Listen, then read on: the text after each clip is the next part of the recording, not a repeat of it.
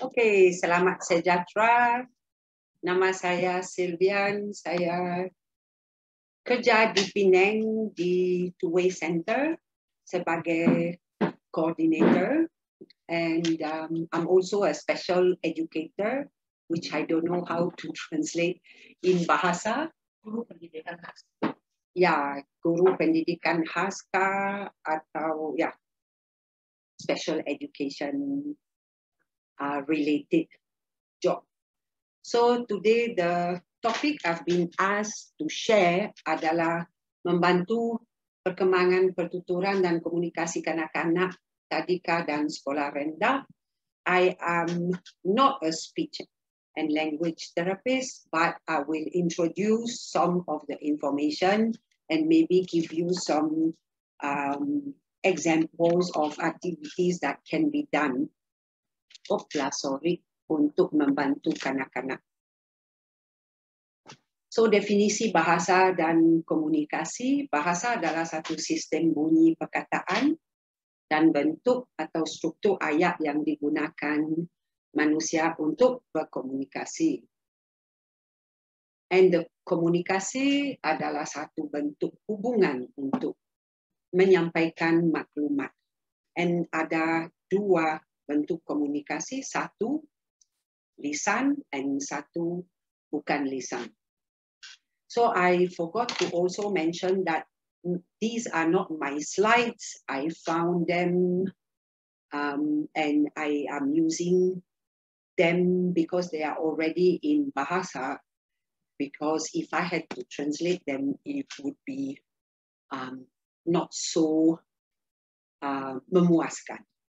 So to start with, kita mesti bercakap sikit tentang perkembangan fonologi kanak-kanak.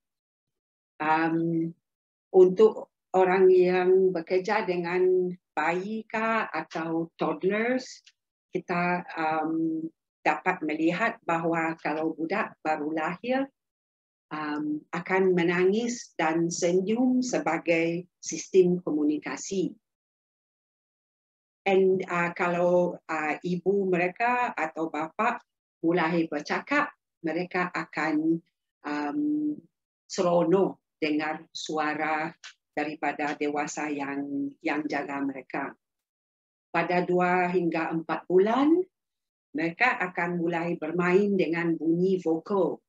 And then kita mula-mula akan dengar mungkin bunyi A ataupun O, karena mereka sudah mulai menggunakan their throat and sounds. Pada umur 6 hingga 9 bulan, mereka sudah akan mulai mencantum bunyi konsonan dengan bunyi vokal seperti ma, ma, pa, pa, pa, pa, pa, pa.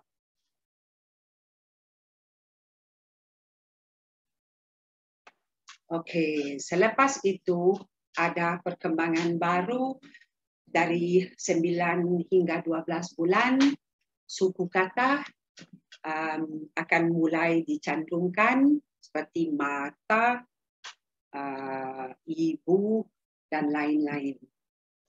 Dan pada 1 hingga 1,5 tahun, budak biasanya boleh sebut satu perkataan. So kalau untuk orang yang bekerja dengan kanak-kanak, milestone yang sangat senang diingat adalah 1 year, 1 month, 1 year, 1 word, 2 years, 2 words. So pada 1 tahun biasanya kita boleh dengar satu perkataan dari mulut toddlers.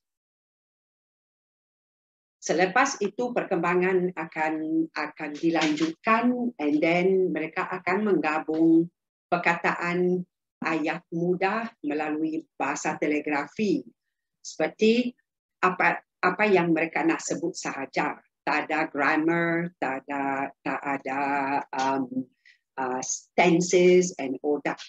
Minum, makan, keluar. Perkataan macam itu akan disebut. Okey, selepas 2 tahun kita akan nampak perkembangan yang sangat berbeza. And then dari segi pertuturan boleh menyebut 5 hingga 6 patah perkataan seperti letak barang, mainan tu, ambil biskut.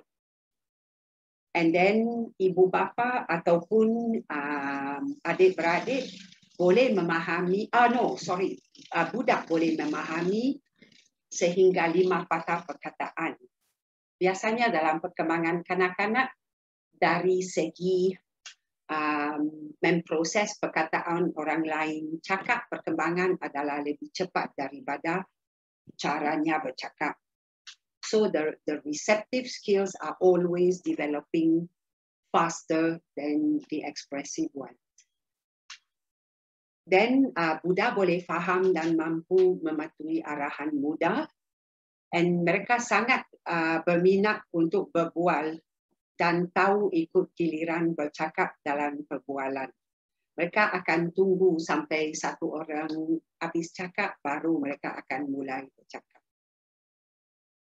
And then akhirnya mereka mula meluahkan keinginan dengan menggunakan perkataan tertentu bersama gerakan badan. So there will be movement as well.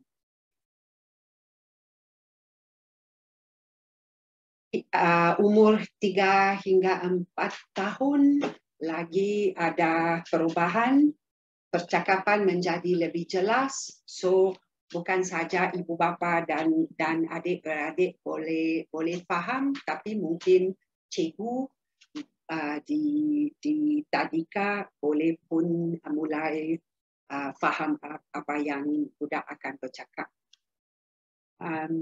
Mereka boleh mengambil bahagian dalam perbualan dengan aktif dan boleh menjawab soalan mudah. Mungkin dengan 1-2 perkataan sahaja. Tapi walaupun demikian, mereka boleh menjawab. Suka membelek buku dan membuat cerita tentang gambar dalam buku, berarti mereka akan tengok satu perinci dalam buku and then membuat satu cerita sendiri. And perlahan-lahan mereka boleh faham the konsep bahan bercetak dan simbol yang ada dalam buku.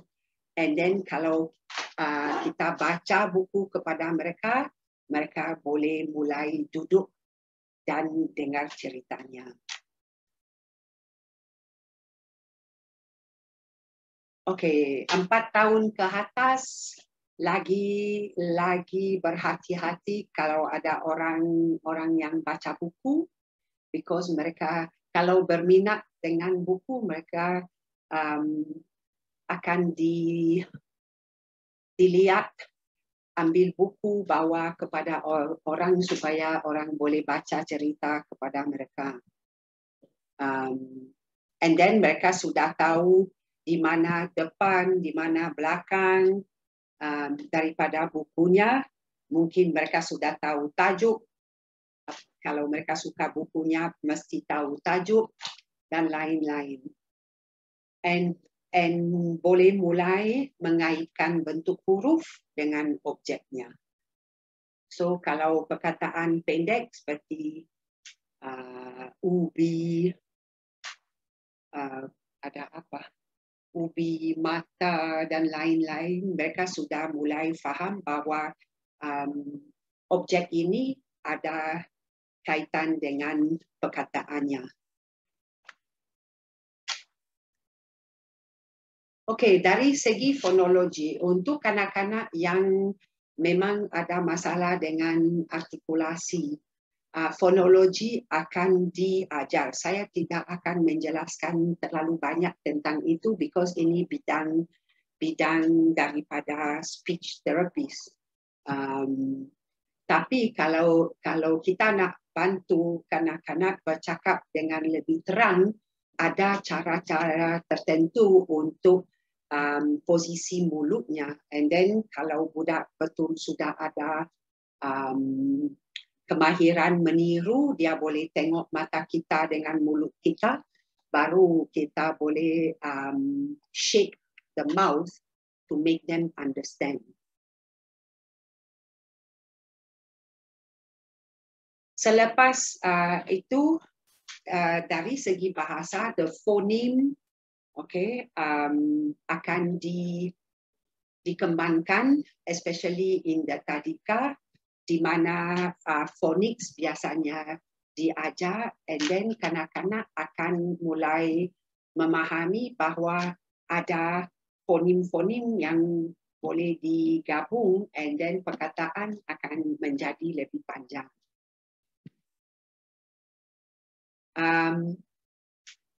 The fast mapping process here is macam mana budak boleh belajar dari segi natural. Okay, kalau kita baca buku, belum tentu semua budak tertarik daripada apa yang ada dalam buku, tapi boleh belajar perkataan not in a school setting.